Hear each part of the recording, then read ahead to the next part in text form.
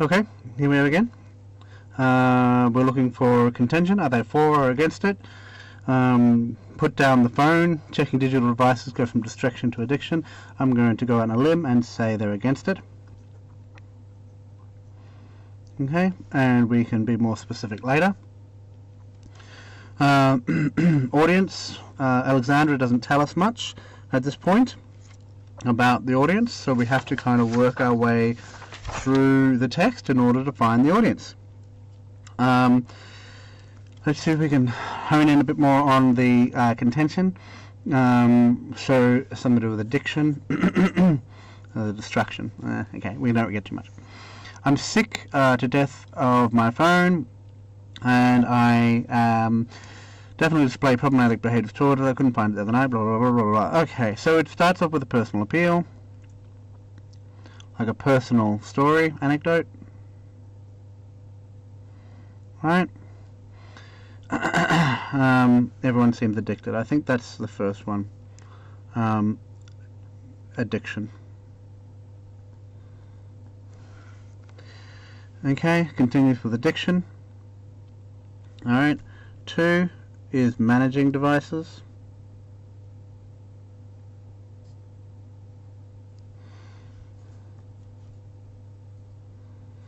Okay.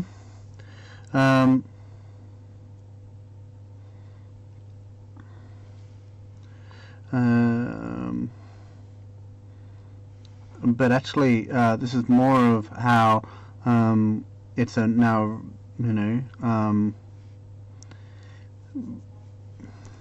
so I think 2 is more of social media as a disease.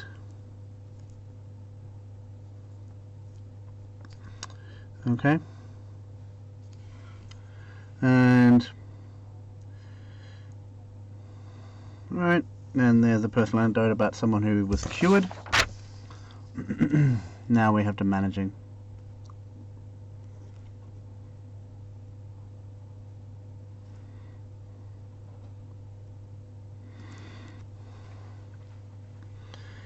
Set boundaries of periods during the day. Yes, okay, done. Alright, good.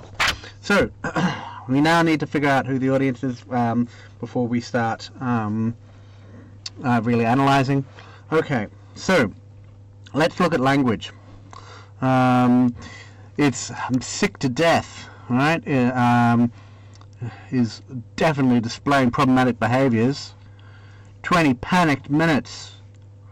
Everyone seems addicted. We don't need to be their bitch. Alright? There's a lot of informal language, right? There's a lot of casual kind of things. So it's not to a formal audience. It's to an informal audience, right? Now, the temptation is to say an uneducated audience, and in this case, you might be able to go that far. It's certainly not for people that are educated about the issue, but that suggests that only people who are uneducated would say, you would use this kind of language. I don't know if we can necessarily go that far, but we can definitely call them an informal audience. We might go so kind of classist as to call them the blue collar, right? Working class. Yeah. Kind of,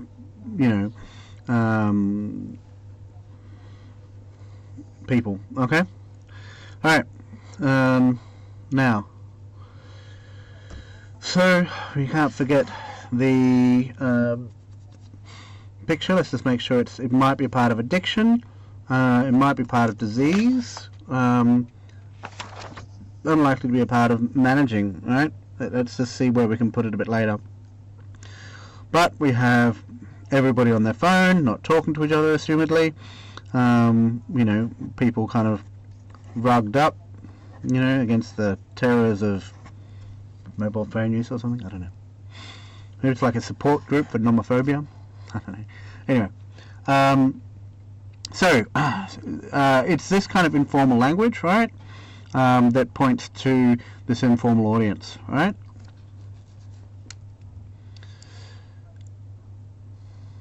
a lot of slang, swearing. Why do they do it? Right? It's not enough to just say, oh, it appeals to an informal audience. Well, what does it do? It creates a connection. And there's just a theme, by the way. Are we seeing in these that the first section of these persuasive texts are about creating connections? Right? They want them to connect with their audience, have them agree with them, at least on something, and then they move on to the main argument. So here, there's a slang, informal audience, they're trying to create that connection. Now, the recreational drugs of the modern era. Everyone seems addicted. Yes, again, there's this connection between drugs and social media. Everyone loves this analogy. Okay? Can't go anywhere without our phone. We can't. We become worried if we don't have it, and we can't stop using it, right? Yeah, so the way, again, is to continue that connection. Yeah? So if you're going to talk about the Cain attempts to create a connection between author and audience, point out the personal language, but also point out the fact that she's using the swear word, she's using some informal language, in addition to the you here, right? If you applied these behaviours to grog and or illicit substances, you'd be off to rehab, right? This is the generalized you here. She's not talking specifically to her audience. Hey, you, the audience member, the one that's reading this. It's like a general you. Hey, if you applied those behaviours to grog, you'd be off to rehab, but not so with our phones, all right? It's a general thing. It's not accusatory to the audience. It's saying, in a general sense, this would be true. The truth is we are necessarily dependent for business purposes. We need them. We're trapped. Oh dear, poor us. Trapped. But we don't need to be their bitch.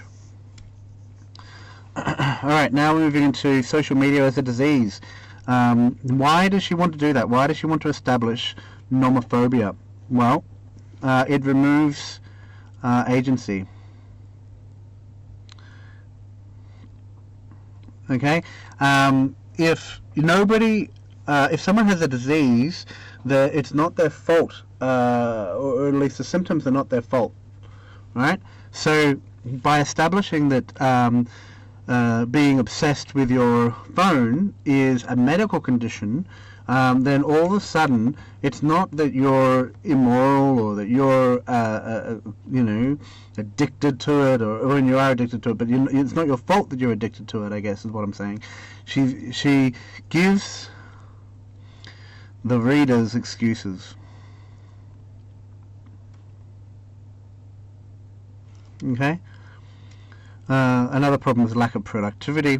Every time blah, blah, blah, we lose focus, needs to be established, big impact on businesses. Okay?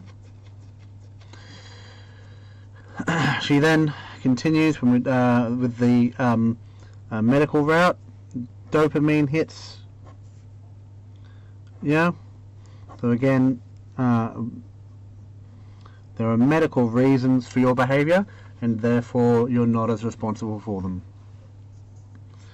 Okay, now a personal anecdote about a recovery story. So this is a part of a move to create this connection between drugs and social media. She introduces it up here, but this, if you change this to crack cocaine, the mobile addict here to crack cocaine, then you would it would still be quite reasonable. An executive coach in my network used to be a crack cocaine addict. The pattern was broken on holiday with his wife. She got fed up with his addiction to crack cocaine and locked it in the safe for the remainder of their stay. He stayed up the first couple of days without it, like withdrawing from caffeine and alcohol. He's much healthier. crack cocaine habits. I don't know. He doesn't take crack cocaine in the morning. Okay, maybe it's a little bit weird, but you see that it's really it's a recovery story, and it makes the connection between recreational drugs and and social media even stronger, right? So again, it's this idea that there's ways out, and you can be a survivor, and whatever else. Okay, I'm going to leave you with this last section. Have a look through it, see if you can relate it to this informal audience, and we'll go from there.